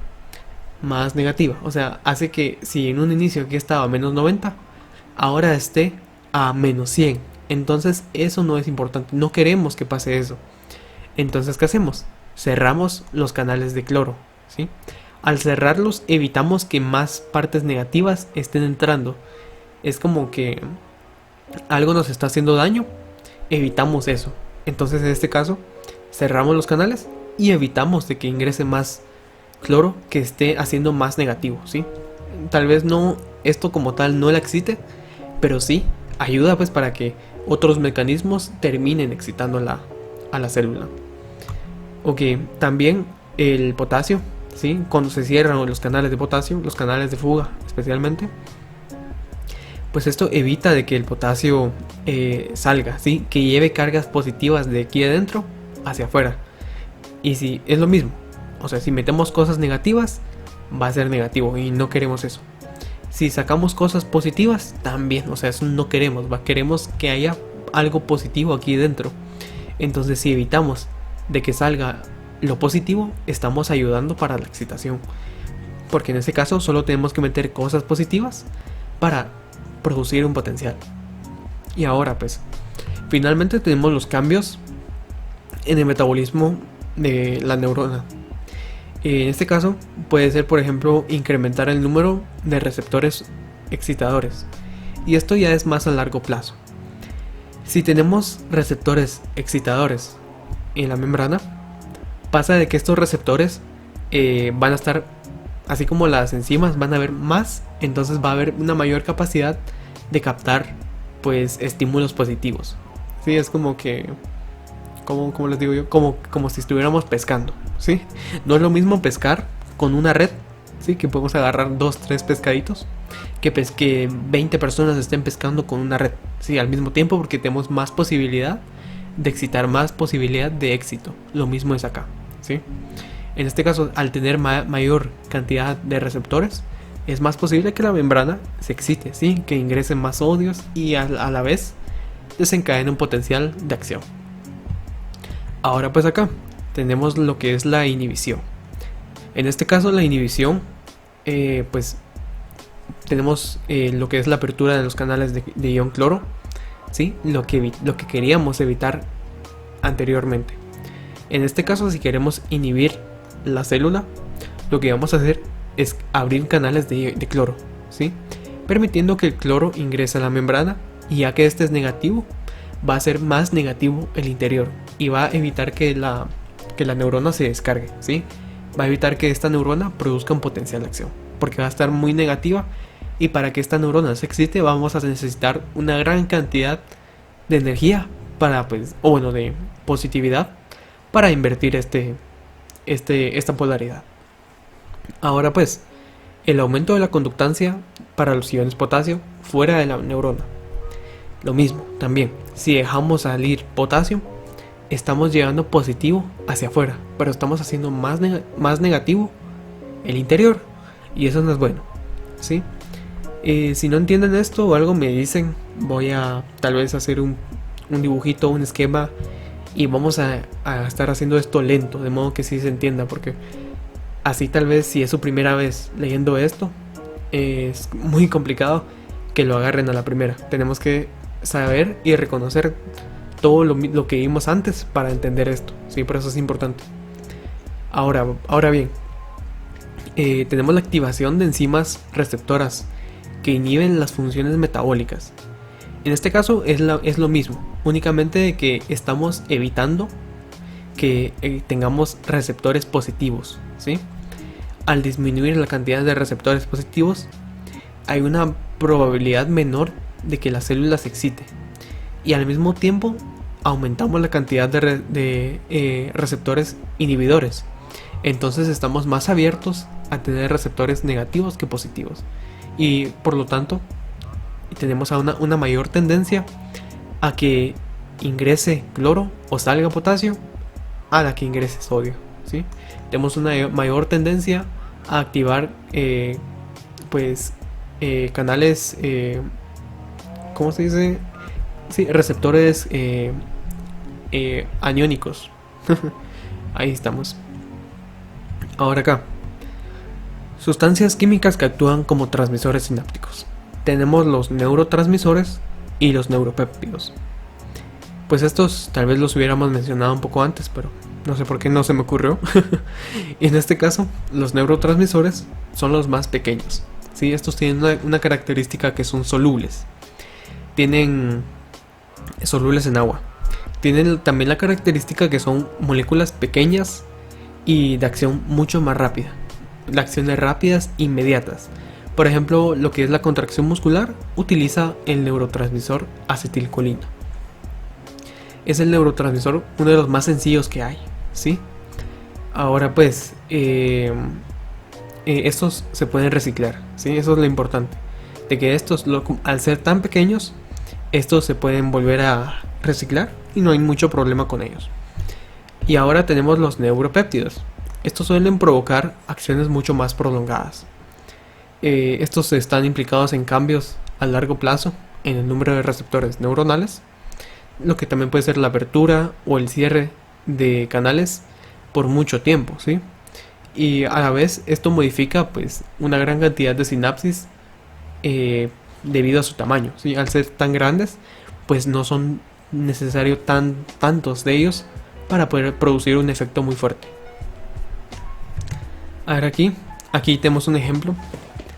Esto lo vamos a ver en la siguiente clase, que vamos músculos y unión neuromuscular. Y aquí en este caso tenemos esto, que tenemos una vesícula sináptica, ¿sí? Esto es un terminal sináptico de una neurona motora. Y esto de acá, ¿sí? Es una fibra muscular. Y aquí tenemos la hendidura sináptica. Aquí tenemos el sarcolema, ¿sí? La membrana plasmática, pero de la fibra muscular. Entonces pasa aquí de que llega la neurona y estimula acá, suelta acetilcolina. La acetilcolina llega acá y actúa sobre receptores en la superficie de esta membrana, la membrana muscular, y esta a su vez produce pues la contracción muscular, ¿sí? Por métodos que ya vimos. En este caso tenemos acá en este espacio un montón de enzimas que se llaman enzimas colinérgicas, que básicamente, bueno, la acetilcolinterasa, así se llama, acetilcolinterasa, que es una enzima que básicamente se encarga de romper la acetilcolina y llega aquí y elimina la acetilcolina, evitando o limitando la contracción. Porque si tuviéramos mucha acetilcolina aquí, pasa de que la persona pues estaría con el músculo contraído todo el tiempo, porque la señal le estaría llegando todo el tiempo. Y pues eso es importante también para la transmisión sináptica, así que se puede evitar, que se puede excitar y todo eso. Otra cosa importante aquí, pues creo que eso sería todo en esto. Y es importante también conocer que ciertos fármacos tienen la capacidad de hacer ciertas funciones. Por ejemplo, lo que es el Botox. El Botox básicamente bloquea esta transmisión, ¿sí? Se une a los canales acá y bloquea que se contraigan los músculos. Entonces por eso la gente cuando se inyecta Botox evita que los músculos faciales se estén contrayendo y reduce mucho las arrugas. Esa es una pues táctica que tienen las señoras para verse un poco más joven. Bueno, eso es algo curioso, pero lo vamos a ver en la siguiente clase. Ahora pues, algunos neurotransmisores. Tenemos la noradrenalina, que esto se va a encontrar principalmente en el tronco del encéfalo, hipotálamo, y esta va a estar presente en lo que es el sistema nervioso simpático, ¿sí? Estos se localizan, las células que producen este neurotransmisor van a estar en el locus ceruleus, que en la protuberancia, ¿sí? Justamente en el tronco del encéfalo. Y van a enviar pues sus estímulos a las fibras, que a su vez van a controlar el estado de actividad y el estado mental del cuerpo, ¿sí? Tenemos la dopamina, que esta se segrega en las neuronas originales en la sustancia negra. También esta es pregunta de examen también. ¿Dónde se segrega la dopamina? Sustancia negra, ¿sí? La dopamina es importante también porque tiene un efecto inhibidor. Esto lo vamos a ver también en clases futuras. Y es importante conocerlo porque la dopamina también está relacionada a enfermedades. Siempre que alguna de estas cosas que tenemos acá, algún neurotransmisor, esté deficiente o hayan células que estén dañadas y no pueden producirlo, tenemos un problema, ¿sí? En el caso de la dopamina, si no tenemos dopamina, si tenemos un daño en la sustancia negra, si las células que están en la sustancia negra mueren, a nosotros nos da Parkinson. ¿Y qué pasa con el Parkinson? La persona está intentando alcanzar algo, sí, y su mano tiembla, provoca un temblor inintencional, ¿sí? No sé si alguna vez alguien ha tenido algún familiar con Parkinson, algún abuelo con Parkinson, pero es muy evidente porque la persona tiembla y no puede controlar eso. Pero es porque tiene daño en la sustancia negra o por deterioro de las células que producen dopamina, de las células dopaminérgicas. En este caso, al no tener dopamina, no puede hacer funciones de inhibición. Entonces no tiene como la capacidad de producir estímulos o enviar señales mucho más finas, mucho más inhibidas lateralmente. Entonces pasa que la persona tiende a caminar mucho o a tener así esa sensación de que le tiembla todo, ¿sí? A ver, ahora continuando, tenemos la glicina. Bueno, una cosa curiosa con la dopamina es de que la dopamina, la gente que tiene Parkinson puede tratarse. Se trata muchas veces con un medicamento que se llama L-Dopa, que es una molécula que se puede isomerizar a lo que es dopamina. Y básicamente al inyectarle la dopamina, la persona reduce mucho el temblor. ¿Por qué? Porque tiene la capacidad de inhibir funciones. Asimismo tenemos también células dopaminérgicas germinales, que son células embriológicas. Pero el problema ahí es de que se ha practicado, se ha intentado pues tomar células madre pues embriológicas e inyectarlas a una persona, de modo que éstas se desarrollen y pueda la persona pues recuperar la sustancia negra y puede recuperar pues este efecto inhibidor. Pero pasa que estas células mueren. Entonces actualmente, a lo que hay hoy en día 2020, pues no se ha descubierto ninguna forma para recuperar a una persona o un tratamiento muy eficaz para personas con Parkinson. Ahora pues la glicina, esta se segrega sobre todo en la sinapsis de la médula espinal, ¿sí? Y se cree que casi siempre actúa como un transmisor inhibidor importante, ¿sí? Ahora pues GABA, tenemos el ácido gamma aminobutírico. Este se segrega en lo que son los terminales nerviosos de la médula espinal, el cerebelo, ganglios basales y áreas de la corteza. Y se piensa que siempre tiene una reacción inhibitoria, ¿sí? Siempre inhibe, siempre hace que la neurona pues bloquee la transmisión. Tenemos glutamato.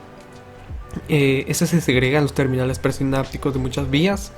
Y este pues lo vamos a ver principalmente en lo que es el dolor, ¿sí? Causa excitación. Y es lo que pasa cuando una persona pues se lastima mucho, pues libera glutamato. Y este glutamato hace que las células nerviosas estén excitadas, estén descargando continuamente que una persona tiene una gran cantidad de dolor, ¿sí? A ver aquí. Bueno, aquí también tendríamos lo que es la serotonina, tenemos el óxido nítrico. Sin embargo, esos no los agregué porque vamos a verlos más específico en otra clase. Y continuando acá. Bueno, recordando un poco de los neuropéptidos. Estos se sintetizan en otro lado de la célula, ¿sí? Se cree que se sintetizan específicamente en el citosol. En cambio, los neurotransmisores, los que son más pequeños, se hacen justamente aquí en la entrada pues, o en el terminal, ¿sí? En cambio, los neuropéptidos tienen un proceso mucho más largo, ¿sí? Estos se tienen que sintetizar primero en el retículo endoplasmático, digo en los ribosomas, luego tal vez necesitan azúcar, van hacia el retículo endoplasmático, tienen que pasar al aparato de Golgi, tienen que pues llevar un proceso mucho más largo y son mucho más grandes. Entonces ellos tienen, al ser tan grandes, tienen una función que son mucho más pues duraderos.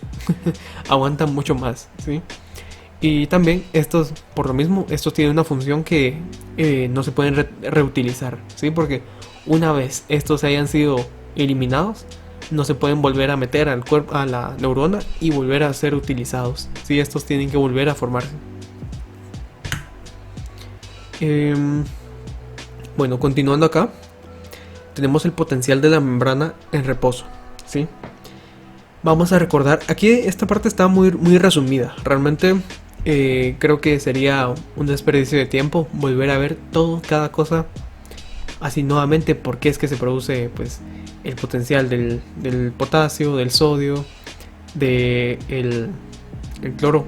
Realmente es un desperdicio de tiempo.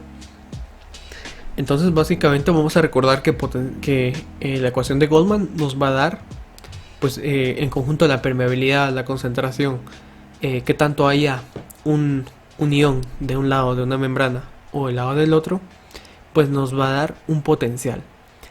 En este caso, en el de un soma neuronal, ¿sí? En el de una neurona normal, no una fibra nerviosa, ¿sí? En la clase pasada era una fibra nerviosa, ¿sí? Una fibra nerviosa periférica.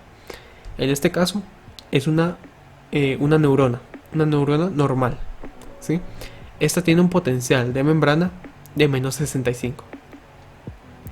Esto se lo tienen que aprender porque siempre se los preguntan en exámenes. ¿Cuál es el potencial de membrana en reposo? Tal. Siempre tienen que tenerlo así, siempre. Hay un montón, realmente en el año van a haber unos 20 de estos y se tienen que aprender a qué nivel está, por ejemplo, el del músculo cardíaco, a qué nivel está el del músculo liso y así. Todos esos tienen que aprendérselos. Bueno, en este caso, pues este potencial de menos 65 es menos negativo que los 90 milivoltios que hay en otras fibras, ¿sí? Ya lo vimos. Este voltaje mucho más bajo es más importante ya que permite que exista un control positivo y negativo en el grado que esta célula se excite, ¿sí?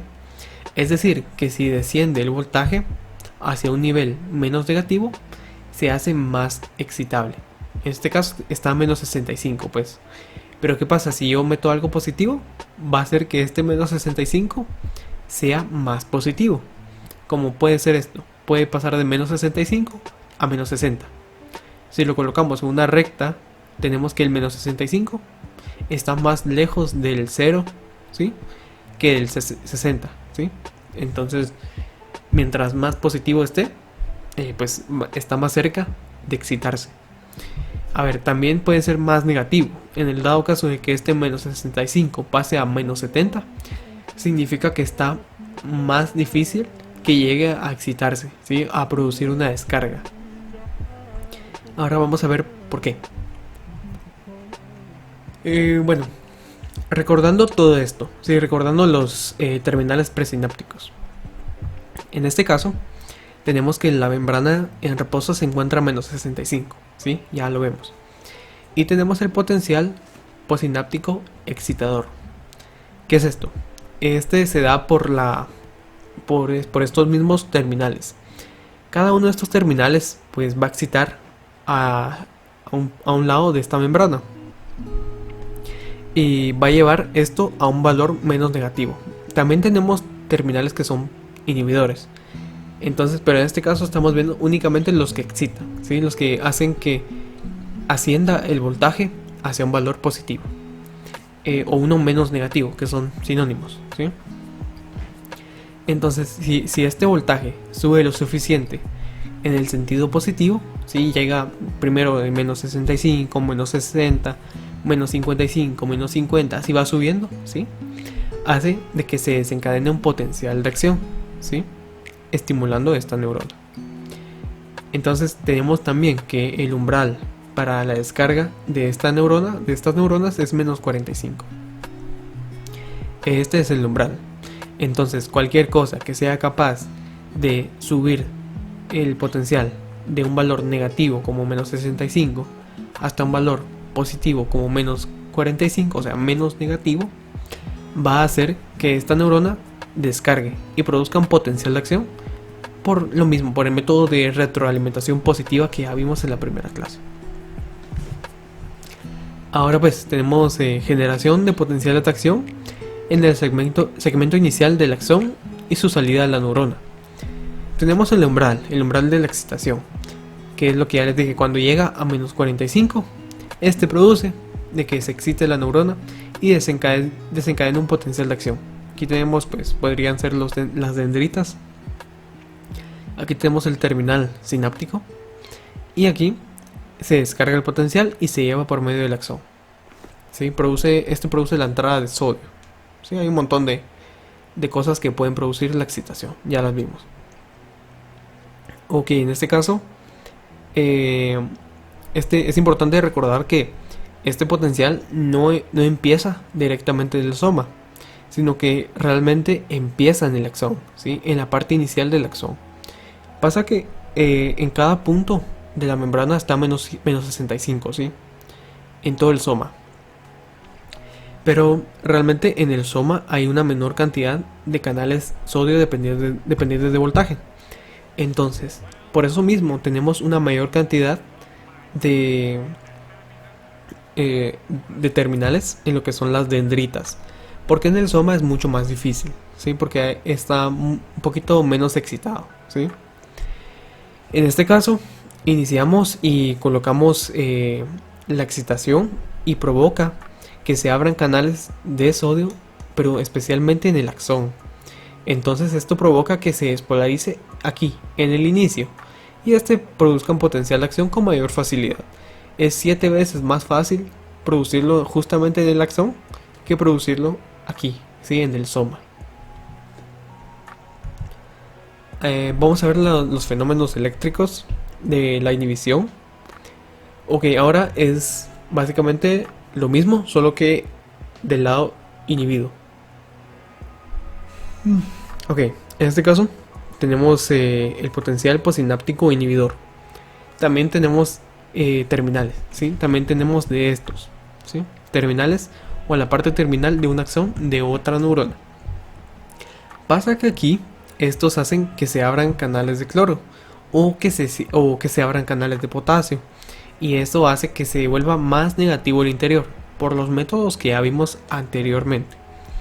Entonces pasa de un estado que es de reposo de menos 65 y en vez de caminar, por así decirlo, hacia lo positivo, que es menos 45, y desencadenar un potencial, se queda o disminuye aún más la negatividad, aumenta mejor dicho la negatividad, se pone más negativo, menos 70, ¿sí? Entonces necesitaríamos una mayor cantidad de sodio que ingrese aquí, una mayor cantidad de iones positivos que al final vuelvan a poner esto más positivo, como a 45, para producir un potencial. Pero en este caso es más difícil, por eso se dice que está inhibida, ¿sí? Esa es la importancia. Cuando una neurona está a menos 70, se dice que está inhibida, ¿sí? Y bueno, esto es lo importante de acá. También a veces tenemos la inhibición presináptica. A veces se inhibe realmente el terminal presináptico mucho antes de que éste descargue realmente y produzca sinapsis.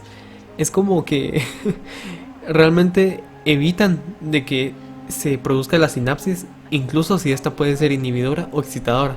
Se está limitando la sinapsis antes de que esta produzca, antes de que esta suceda, ¿sí? En este caso, volviendo acá, pues a esto, se puede decir que aquí está el terminal presináptico y aquí está la membrana de la célula que se va a excitar. Sin embargo, si esta misma neurona se vuelve a inhibir por sí misma, entonces evita de que conduzca la señal, ¿sí? Tanto negativa como positiva. En este caso ocurre la inhibición presináptica, que básicamente evita de que esta conduzca el potencial antes de llegar. Y en la mayoría de casos se utiliza GABA, ¿sí? Ácido gamma aminobutírico. Eso es lo importante. Y pues aquí tenemos un ejemplo también de cómo es que la cantidad de terminales que lleguen a la membrana va a ayudar para que ésta desencadene. Por ejemplo, en este gráfico tenemos lo que es primero 4, ¿sí? En el azul tenemos un disparo de 4 sinapsis, ¿sí? O sea, volviendo acá, solamente 4 de estas cositas de los terminales están haciendo positivo acá. Están haciendo están intentando generar un potencial de acción. Sin embargo, cada uno de estos no tiene tanta fuerza. Y es muy difícil que solamente uno de ellos excite a la neurona. Entonces vamos viendo acá. 4 de ellos intentaron excitar a la neurona. Y aquí están en el reposo, ¿sí? Menos 65. Empezaron acá, iban subiendo de menos 65, menos 64. Ahí llegó tal vez a menos 61. Y ahí se quedó, ¿sí? Porque no fue lo suficientemente positivo para que descargara un potencial de acción. Bueno, después probamos con 8, ¿sí? 8 terminales. Y estos llegaron acá. Y empezaron a excitar acá, y empezaron a excitar acá. Sin embargo, no llegaron a más de menos 50. Entonces no lograron desencadenar el potencial de acción. Ahora vamos con los 16. En este caso los 16 llegan acá. Y estos sí tienen suficiente fuerza, ¿sí? Y llegan a alcanzar al umbral, que sería menos 45. Y aquí ya dispara el potencial de acción, ¿sí? Produce la entrada brusca o la retroalimentación positiva. Ingresa una gran cantidad de sodio a la membrana, hace que dentro se vuelva positiva y afuera se vuelva negativa, y esto hace que a su vez esta positividad hace que ingrese calcio dentro de la célula, y este calcio libera el neurotransmisor y hace de que los neurotransmisores que están dentro de esta neurona que acaba de hacer sinapsis lleve la sinapsis a otra neurona. Esa es la importancia de todo esto, ¿sí? Y bueno, recordando que no todos los terminales son excitadores. Entonces, en este caso, bueno, podemos decir que estos son excitadores. Pero al final todo es una suma, ¿sí? Y bueno, vamos a ver aquí, tal vez hay una... Bueno, aquí tenemos esto, ¿sí? En este caso tenemos estos que dicen E, son excitadores. Y tenemos estos que dicen I, que son inhibidores. Y por eso al final todo es una suma, ¿sí? De todos los que excitan y todos los que pues los que están inhibiendo. Es como que una persona que está acá, hay una persona y hay gente que le está diciendo cosas positivas. Por ejemplo, oye, ¿cómo estás bien hoy? Te luces muy feliz. Cosas positivas, ¿verdad? Que al final te vuelven, te disparan a lo que es la felicidad, supónganse. Pero puede que haya gente que también te diga cosas negativas. Hay gente que tal vez te dice cosas como, mira, tú nunca vas a aprender nada porque no sabes. O mira, tú nunca vas a llegar a hacer lo que tú quieras. Entonces, al final eso afecta, ¿sí? Entonces, la suma de las cosas buenas y las cosas malas va a determinar cómo fue mi día, ¿sí? En este es un ejemplo. Y en este caso, pues, es algo así, pero con esta neurona, ¿sí? Suma de lo positivo, suma de lo negativo, y al final se hace una resta y suma ahí. Y básicamente, si se alcanza el umbral, dispara. Si no alcanza el umbral, no dispara. Y no comunica. Bueno, ahora tenemos la sumación espacial. En este caso tenemos el umbral de disparo, ¿sí? Lo que yo les decía. En este caso vamos a ver únicamente cuando se habla de terminales. En este caso, un solo terminal, como ya les dije, no llega a estimular todo esto. Sin embargo, cuando llegamos a un montón de terminales, generalmente pues tienen que ser unos 80 por ahí, estos pueden ya excitar a esta neurona y producir un potencial, ¿sí? Solamente si cada uno de ellos tiene tal vez 0.5 a 1 voltio, pueden llevar de menos 65 hasta menos 45 y provocar la excitación. Si no, pues no la produce. Lo mismo que estamos viendo acá, se continúa acá. En este caso es la sumación, ¿sí? Sumación espacial. Cuando se habla de sumación espacial, significa que estamos sumando muchas descargas, ¿sí? Estamos sumando muchos terminales que cada uno descarga por su cuenta y va a contribuir o van a hacer cooperacha para formar algo impresionante como es la sinapsis. Como unos amigos, por ejemplo, unos amigos quieren ir al puerto, entonces cada uno pone de su parte, cada uno pone su pequeño granito de arena para producir que esto suceda, ¿sí? Ahora pues vamos a tener la sumación temporal causada por descargas sucesivas. Bueno, en este caso pasa de que tal vez no tenemos suficientes terminales, pero lo importante acá, o lo interesante acá, es de que estos descargan con una velocidad mucho mayor, ¿sí? Es como que lo mismo, les pongo el mismo ejemplo de la playa.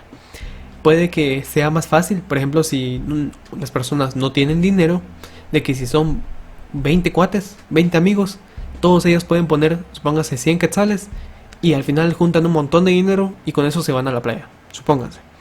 Y en este caso, la sumación temporal pasa de que en este caso no tenemos tantos cuates.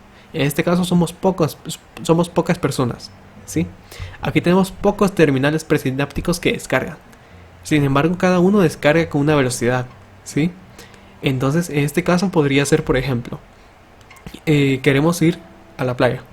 Entonces yo no tengo suficiente dinero para poner lo que 5 personas pondrían, ¿sí? No puedo alcanzar o no puedo poner todo lo positivo que yo quisiera para que la membrana se despolarizara. En este caso pasa que se van sumando poquito a poquito. Es como que si yo guardara, ¿sí? Como que si cada uno de mis amigos empezara a juntar poco a poco para juntar una gran cantidad cada uno. En este caso, supónganse que tuviéramos 16. Pero estos 16 no tienen la capacidad total de descargar para excitar la membrana.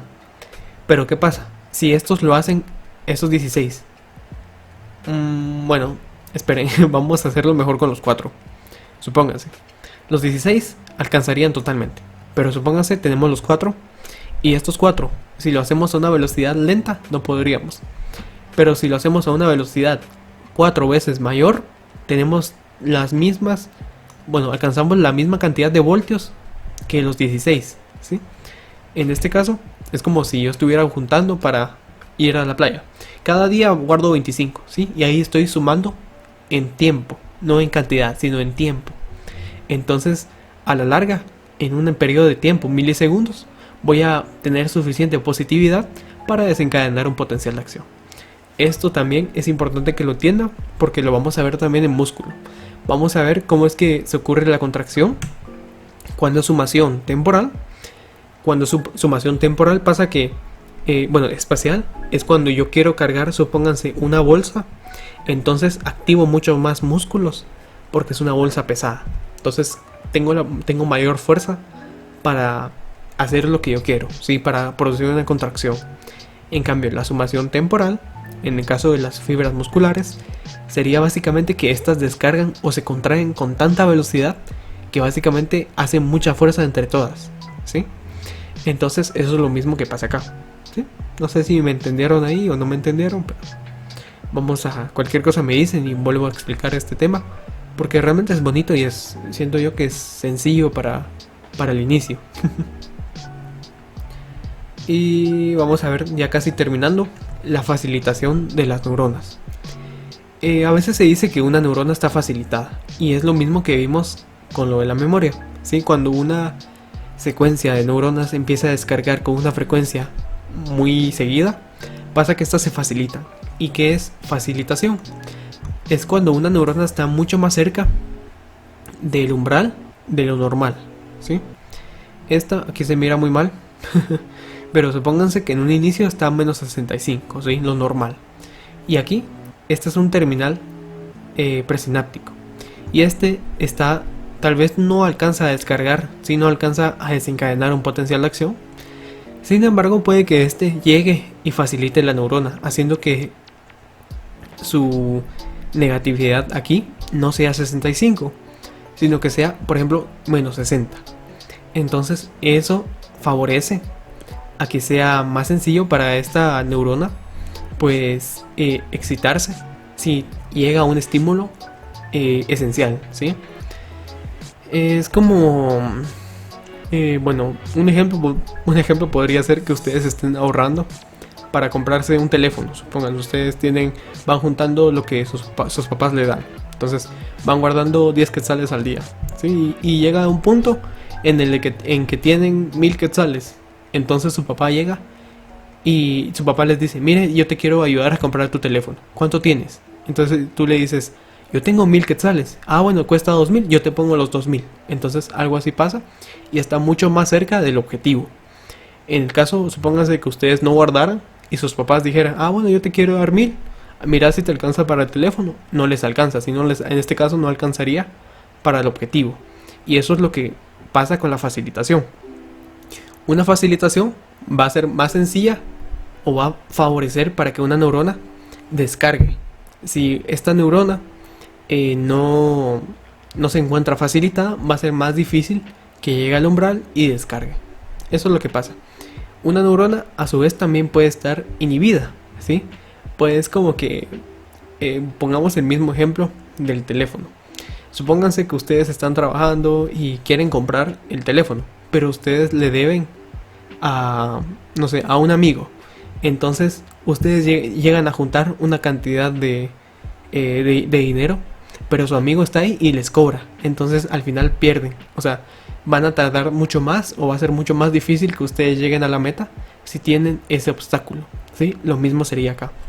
Aquí sería que en vez de estar a menos 65, estuviera a menos 70. O sea, está más difícil todavía llegar a la meta de despolarizar la membrana y producir un potencial. Eso es básicamente sinapsis en un ejemplo de la vida, ¿sí? Para que sea un poquito más, tal vez, sencillo asimilar qué es lo que está pasando acá. Y bueno, tenemos la sumación simultánea, que eso es al final lo que yo les explicaba, que se suman tanto los estímulos positivos o los excitadores con los estímulos negativos, los inhibidores. Y al final, dependiendo de qué tanto pues excite o qué tanto se inhiba, así va a ser su respuesta. Y bueno, tenemos la relación del estado de excitación con la frecuencia de descarga. Cuando un tejido está en un estado excitado, ¿sí? Está en un estado de descarga continua, se dice que está enviando muchos estímulos al mismo tiempo.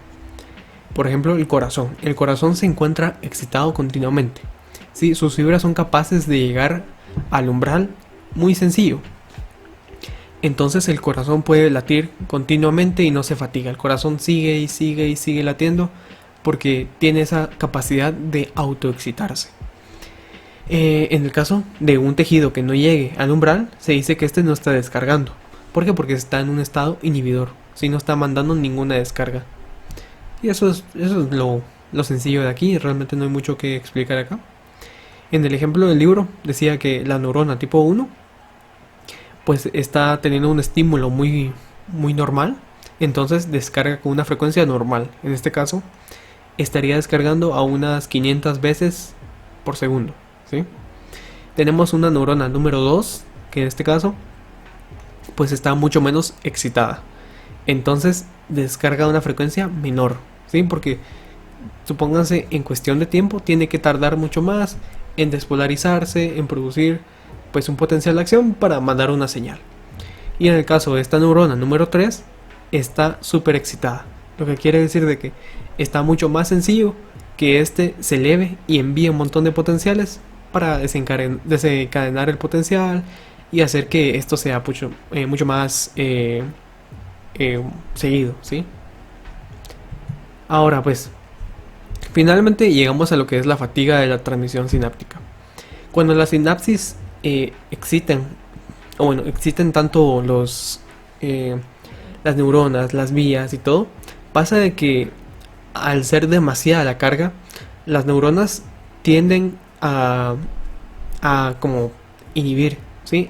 Tienden a terminar de descargar. En este caso va bajando mucho progresivamente la cantidad de descargas por segundo, ¿sí? Supónganse, pasa cuando una persona come, ¿sí? Cuando una persona come, pasa que se distiende el estómago está muy lleno, entonces eso provoca la excitación de lo que es el estómago. Entonces este estómago se va a estar contrayendo, va a estar haciendo muchas más acciones porque está lleno, sí, está muy excitado. Entonces va a empezar a descargar continuamente. ¿Qué pasa? Si esto sigue siendo así, pasa de que llega un momento de verdad que se fatiga, ya no puede continuar con lo mismo. Es lo mismo cuando ustedes están haciendo ejercicio en el gimnasio, están cargando pesas y llega un punto de que ya no aguantan porque ya no tienen energía. Lo mismo pasa acá. Y en este caso, la fatiga se da posiblemente porque se termina pues la cantidad de neurotransmisor. Vimos que el neurotransmisor es capaz de transmitir de 100 o bueno, cientos de veces hasta 10.000 veces. Entonces, si ya llegamos al límite, pasa que se disminuye mucho la excitabilidad y al final se fatiga el cuerpo. O en este caso, pues la sinapsis. Bueno, tenemos un ejemplo que es la fatiga. Bueno, es muy importante. Por ejemplo, en el caso de las personas que tienen epilepsis. Porque pasa que empiezan a convulsionar, ¿sí? Y cuando convulsionan tanto es porque hay tantas señales excitadoras que producen señales a lo loco. Producen que la persona pues empiece a moverse, a contraerse, a contorsionarse de una forma pues muy alocada. Y a su vez esto empieza a consumir una gran cantidad de neurotransmisores. Pero hay un punto donde se desconecta, ¿sí? Porque se fatiga. Entonces deja de convulsionar, ¿sí? Pero esto no es bueno para nada. Realmente no es bueno que la persona esté convulsionando. Pero el cuerpo maravillosamente tiene este mecanismo que básicamente nos protege, ¿sí? Que es como que evita de que realmente nos suceda algo muy muy malo o que ya no haya vuelta atrás. También evita que haya círculos viciosos, ¿sí? Evita o detiene pensamientos. Y eso es lo que ya mencionamos. Y finalmente el efecto de la acidosis o la alcalosis sobre la transmisión sináptica. Esto lo van a ver también en bioquímica. Y pasa que cuando las neuronas están muy sensibles a los cambios de pH, bueno, en el líquido intersticial o en el espacio extracelular, la alcalosis, ¿sí? Cuando hay un estado muy básico, las neuronas tienden a aumentar mucho la excitabilidad. En el caso de que haya una acidosis, una gran cantidad de ácido en el cuerpo, hace que se reduzca mucho la excitabilidad y ningún nivel es correcto, ¿sí? Ningún nivel es bueno, únicamente el pH de la sangre tiene que estar de 7.4 a 7.8, ¿sí? Hasta, bueno, eso es como lo más alto que puede llegar, ¿sí? Porque después ya ocurren convulsiones epilépticas y un montón de problemas. Y también por lo mismo, cuando una persona tiene un estado de hipoxia, que es cuando ya no puede respirar, cuando la persona está siendo asfixiada, pasa que la persona, su mismo cuerpo sigue produciendo dióxido de carbono. Entonces el dióxido de carbono tiene la característica de que es ácido y a su vez provoca acidosis. Y la acidosis reduce mucho la excitabilidad neuronal y al final produce que la persona pues se desmaye o la persona ya no tenga la misma capacidad de reacción que una persona que tiene una correcta respiración. Y eso es lo básico. Y bueno, finalmente los fármacos. Algunos fármacos que aumentan mucho la excitabilidad de las neuronas y otros que la disminuyen. Por ejemplo, la cafeína nos ayuda. La teofilina, la teobromina, también lo que es la nicotina, hace que la persona se estimule mucho. Entonces hace que la persona se sienta muy bien, que se sienta despierta y así. En cambio, hay sustancias, por ejemplo, como los anestésicos, que elevan el umbral de la membrana. Hace que la membrana sea más negativa y hace que a su vez la neurona descargue con una frecuencia muchísimo menor y hace que la persona no sienta, porque no se envían las señales y pues eso es como el final de todo esto. Y con esto terminamos.